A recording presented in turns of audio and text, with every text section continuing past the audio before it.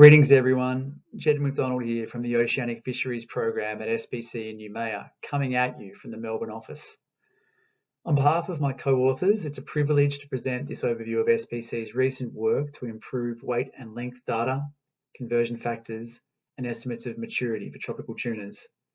Thanks very much to Mark and to Simon Hoyle for reaching out, and apologies that I can't be there with you all in Wellington to share the love and to chew the fat on this fascinating suite of topics.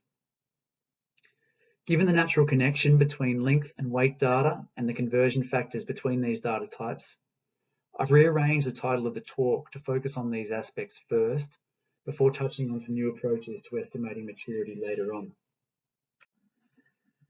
Length and weight data are key inputs into many stock assessments, including tuna assessments in the Western and Central Pacific Ocean. I won't harp on too much here about the size data available for WCPO tuna assessments, as Simon Hoyle and Tom Peatman, I trust, have already covered these topics in magnificent detail. But in basic terms, age-structured assessment models often need to convert length frequencies and numbers of fish per age class into biomass. A length-weight relationship, coupled with a growth curve, tells such a model how to convert numbers at age into spawning biomass. We want to get that conversion right. So good practice requires the collection of the highest quality data available on fish lengths and weights, and the development from these data of reliable conversion factors between length and weight. Enter Project 90. SPC has been provided with funding resources under WCPFC Project 90 to assist in length and weight data collection throughout the region, and to analyse this data to help inform fishery management. Project 90 arose from discussions at SC13 that recommended SPC be tasked with 1. Designing and coordinating the collection of representative length measurements of bycatch and target species, and 2. Designing and coordinating the collection of length weight, and weight conversion factor data on all species. We provide an update each year to the Scientific Committee, and here's a link to the latest report from 2022. Project 90 supports and is linked to several current projects. 5 are shown here that I'll now detail further. One of the first Project 90 tasks was to update our conversion factor database, adding metadata on things like sample size, information on model fit, and details on the source and quality of length and weight data where available. We also expanded the database to include newly published conversion factor relationships across the range of target and bycatch species encountered in WCPO tuna fisheries. At the bottom, here's a link to the web tool we created to access the conversion factor database. This data is all publicly available, so Arnie will be proud, and it's updated regularly as new information comes to hand. A key motivation behind the web tool development is to provide a resource for conversion factor comparisons across oceans and to facilitate collaboration and meta-analyses. For those folk interested, I'd encourage you to check it out. In January 2021, SPC and colleagues at the National Sun Yat-sen University in Taiwan entered into an agreement regarding an exchange of big eye tuna length and weight measurements covering all SPC and Taiwanese data holdings. The primary objective of this work was to explore spatial and temporal variability in big eye tuna growth parameters across the WCPO, thereby addressing a key recommendation of the 2020 Big Eye assessment. These figures show the spatial coverage of paired big eye length and weight records from SPC and Taiwanese data sources compiled in this exchange. Shown are long-line records from SPC port sampling, observer and biological sampling collections, and records from Taiwanese observers from 2008 onwards. Actual or inferred locations of capture are shown, color-coded by the length bin, and the total number of records exceeds 1.5 million, dating back to 1991. Eric Chang presented the initial results from this analysis to the POR in 2021. With reference to the plots on the right, Eric's results highlighted, first, how decisions around data preparation and filtering can have substantial impacts on the shape of the length-weight relationship, as well as the variability around mean weighted length. And second, the differences in the B parameter of the length-weight relationship derived from the Taiwanese data on the left panel, and that derived from the combined SPC and Taiwanese data on the right panel.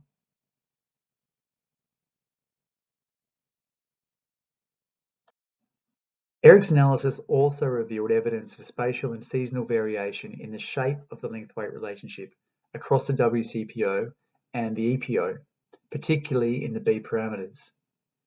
Here, we've plotted the length-weight relationship fitted on data collected for each 2020 assessment region, plus a couple of extra regions, 10 and 11, that we've added in the EPO.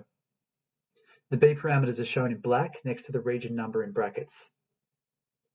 Although sample size and data quality varied across the regions, we note that regions 10 and 11 in the east have significantly larger B values, shown here in red, compared with most other regions in the west. We also found evidence for seasonal, annual, and regional differences in big eye condition. We calculated the relative condition factor, KREL, which is given by the mean observed individual tuna weight divided by the predicted weighted length. This is a measure of tuna fatness and can be an informative indicator of ecosystem state, as we're finding in related work on ecosystem and climate indicators. The plot on the right shows the mean KREL by stock assessment region across all years. We see some patterns across regions, particularly lower condition in the EPO in regions 10 and 11 compared to the WCPO, but also high variability within regions. Simon Hoyle and Eric are currently extending this work by modelling how biology, environment, sampling location and time, and vessel and gear related effects can shape relationships between length and weight and condition across the region. The first results of this analysis will be presented to the POR in April. General Santos in the Philippines has provided a fruitful data collection collaboration for Project 90 work. This is one of the few locations across the region where large yellowfin and big eye are landed whole in port, and hence opportunities exist to fill knowledge gaps for key conversion factors. These include the UF to PS factor, which relates the fork length, UF, to the PS length, which is the length from the anterior base of the pectoral fin to the second dorsal. For yellowfin, we now have 6,581 records from the Philippines out of a total of 7,587 records from all sampling locations combined, with 826 of 1,360 records for big eye also coming from Gensan. The Philippines has also been our primary source of data on the critical Gildan gutted weight, that is GG, to whole weight, WW relationship. This relationship, derived in Philippines fish alone, is applied to large longline caught tunas across the broader region, where the fish are predominantly gilled and gutted at sea with no accurate measurements of whole weight possible. Data on this conversion factor are notoriously scarce, but through the last 2 years of collaborative effort with local industry partners in General Santos, we now have around 2,200 measurements for yellowfin and 198 for big eye. So still low numbers for big eye, but an improvement on data available for recent stock assessments. The Philippines ringnet fishery targeting juvenile yellowfin, big eye and skipjack also unloads in Gensan, providing unique opportunities for developing conversion factor relationships relevant for juvenile tunas. Otoliths and muscle tissue collected from these juveniles are also extremely valuable for studies of population connectivity and stock structure in these species. The figures on the right show the length-weight relationships for yellowfin and big eye port sampled in Gensan between December 2019 and May 2020. The orange circles denote measurements from small, presumed young of year and age 1 fish. Blue circles are larger individuals. The curves, lines and equations on the plots represent best model fits to the data, plotted for small and large fish separately and for all fish combined.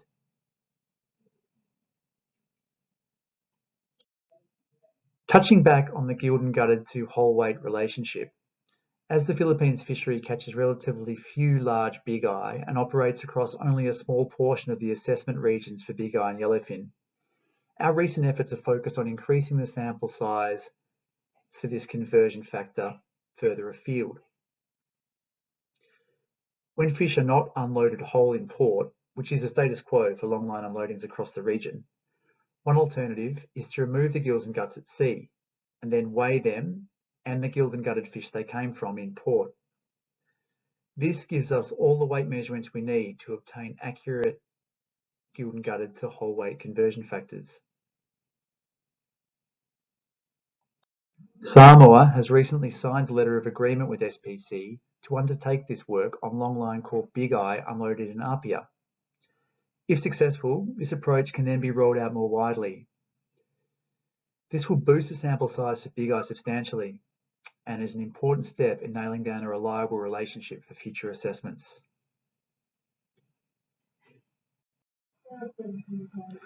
The last of the Project 90 projects I want to present relates to testing the limits of electronic monitoring as a source of high-quality length data. By way of background, the use of EM technology to record fishing activities on tuna longline vessels operating in WCPO waters began in 2014. A key biological parameter which can be recorded by EM is the length of specimens caught and landed on deck, with lengths measured using a digital measuring tool. However, to date, length data generated from EM has not been used in stock assessments for WCPO tunas. This is partly due to a lack of agreed standards for measuring the accuracy and precision of length measurements made by EM as compared with fisheries observer and port sampled measurements. Yet with increasing amounts of EM length data becoming available and observer coverage on longline vessels remaining low across the region, making best use of this potentially rich data source seems like a good idea. To this end, SPC has recently teamed up with the Department of Resources Maritime in Tahiti, SatLink, the EM service provider, Nature Conservancy, and the fishing industry in French Polynesia on a study to compare length data derived from digital EM measurements and physical length measurements made by fisheries observers at sea and port samplers in port. Our first trial in albacore showed strong congruence between onboard observer and port sampler measurements. Focusing on the black circles, here we have length data for 77 albacore measured for fork length. Measurements made by fisheries observers at sea are shown on the y-axis, with measurements made by port samplers on the same fish after unloading in Papeete on the x-axis. We see fairly strong agreement between the observer and port sampled measurements. The red dotted line on the plot is the one-to-one line, and the black line is the mean prediction from a linear model with 95% confidence interval shaded grey. No significant difference was found between red and black lines. This is nothing earth-shattering and has been shown previously, but it does demonstrate the congruence between length measurements made at sea, often considered the gold standard of length measurements, and those made in port on the same fish. The orange circles represent EM length measurements made on a subset of 19 of these fish. In general, we see rather dramatic underestimation of length compared with the gold standard observer lengths. Taking the most extreme example, a fish measured by an observer as 105 centimetres fork length was measured as just 63 centimetres fork length by the EM digital measuring tool. The initial trial in albacore didn't inspire great confidence in obtaining accurate length measures from EM, but the sample size was small, and so we pressed on and examined paired measurements for more individuals from another longline trip, this time adding small numbers of yellowfin and big eye to the mix. For this trip, a total of 385 fish were measured across the three species. Here's the plot of the length measurements made by observers on the x-axis and those measurements made by the EM digital measuring tool on the y-axis, with the one-to-one line shown in grey this time. Again, length measurements for specimens made with EM appear consistently lower than length measurements made by the observer. For all three species, we see that bigger fish are underestimated at a much greater rate by EM than smaller fish. For albacore, where the length range is narrower than for big eye and yellowfin, the variation of EM measurements is much greater. Unlike the initial albacore analysis, it is encouraging to see some trends between the EM and observer measurements, and there is further potential for increasing accuracy in EM length measurements through improved calibration processes on the vessel. As new data rolls in, our analysis is expanding to test for any vessel, set, observer, and analyst level effects on the nature of these relationships. I'd like to chat now briefly about maturity, something clearly lacking in the current batch of SPC stock assessment scientists. Previous assessments for big eye and yellowfin in the WCPO have used maturity at age and more recently maturity at length ogives to define whether the fish are juveniles or adults. In the 2020 assessments, maturity ogives were the product of the fecundity at length, the proportion female at length, and the proportion mature at length. The spawning fraction was not included as the data available from the EPO were considered unrepresentative. Estimation of several of these reproductive parameters has typically relied on histological examination of gonads sourced from biological sample repositories such as the Pacific Marine Specimen Bank. This work is challenging, time-consuming, and takes specialist skills, and hence is not updated frequently enough, although some new analyses are available.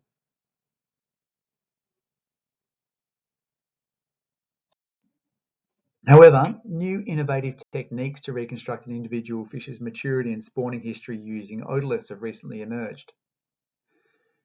These otolith-based techniques remove the need to directly assess fish gonads. Instead, they focus on estimating an individual's size and age at maturity and spawning frequency by mapping newly discovered reproductive proteins and hormones that are trapped within the growing otolith matrix, and then using proteomics and biochemical 3D visualization tools to do the mapping. Further development of these novel techniques and concurrent work testing the sensitivity of chemical markers like zinc within otoliths to the onset of maturity and spawning will, in due course, create opportunities to streamline how maturity data is collected, allowing us to produce lifetime diaries of maturity and spawning for individual fish. We're currently trialling the first application of the method on albacore through a FRDC project in collaboration with the University of Melbourne, with their first results due towards the end of this year. Stay tuned. So, to sum up the talk in the context of tuna stock assessment good practices for weight, length, conversion factors, and maturity, first, I think a continued focus is needed on collecting and using the highest quality length and weight data available in assessments. Best practice would require this data to be a perfect representation of the fish population, free of all bias. But is this ever really possible? Good practice means that assessment scientists make concerted efforts to understand where the data comes from, allowing informed decisions to be made on its quality and its limitations before it goes into the model. To obtain the best quality data, collaboration among RFMOs, research institutes, and the fishing industry is key, something that becomes simpler if data, or at least informative summaries of it, are made publicly available. A good practice, and one that I hope might spark some discussion in the group following on from the outcomes of the recent Wellington peer review, would be to find ways to investigate the impacts of incorporating the variation observed around the mean conversion factor relationships on model outputs. As an example, the plot on the right shows the length-weight relationship used for the 2020 big eye assessment. The red and green circles represent measurements from two databases representing different years of sampling, and the black line represents the mean weighted length for all the data combined. We see a huge amount of variability around this curve that is not captured in the mean relationship. Clearly, good practice would be to capture this variability in the assessment model, but how might best this be achieved? Fourthly, building and refining models for conversion factor parameters reflective of fish growth and condition might lead to better predictions on how these traits link to a species' biology, surrounding environment, wear, and when it was captured, and how fishing may be impacting. Finally, we recommend pursuing research into new approaches for estimating maturity for tropical tunas, for example through odorless and other statistical methods. But we also emphasise the importance of continuing with and borrowing strength from traditional approaches where possible. Thanks very much.